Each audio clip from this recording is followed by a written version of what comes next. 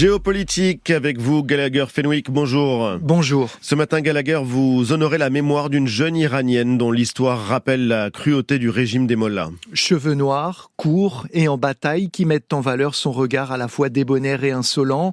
Insolent comme ce piercing sur la lèvre inférieure et le tatouage d'un serpent qu'elle arbore fièrement sur son avant-bras gauche.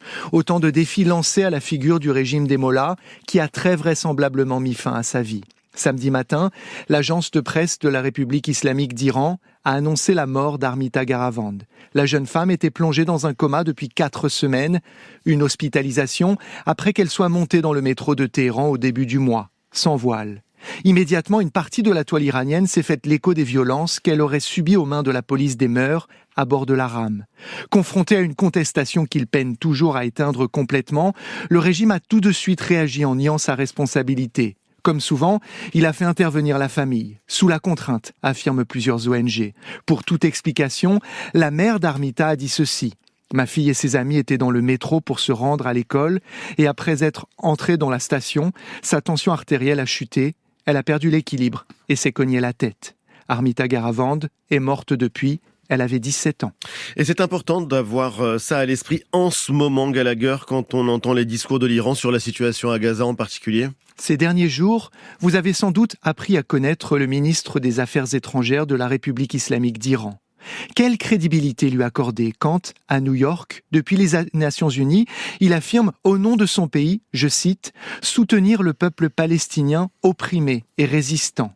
Presque au même moment, la jeune Armita, intubée, alitée dans un hôpital militaire de Téhéran, quitte ce monde, sans que la presse indépendante n'ait eu accès à elle ou à son dossier.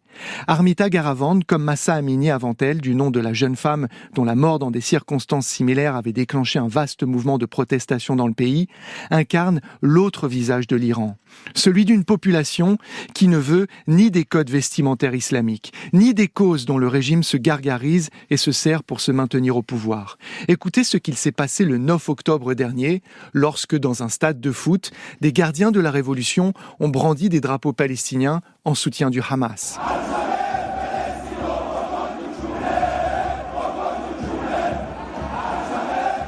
Les quelques centaines de spectateurs que vous entendez invitent les autorités à prendre ces drapeaux et à se les mettre dans une partie du corps que la décence m'interdit de nommer ici.